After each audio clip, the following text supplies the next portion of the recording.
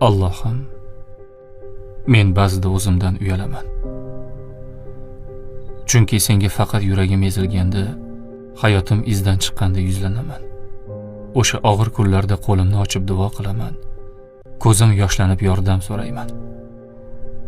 Ammo quvonchdachi, yutuqdachi, yaxshi kunlarimda seni unutib qo'yaman. Go'yoki bu yaxshi hayotni o'zim qurib qo'ygandek yashayman. Go'yoki omad, kuch, baraka o'zimdan. Ammo biroz qoqilsam, qalbim ezilsa, yana senga qaytaman. Yana duo, yana iltijo, yana kechirim so'rab. Va har safar sen meni kechirasan. Xuddi hech narsa bo'lmagandek. Allohim, bundan uyalaman.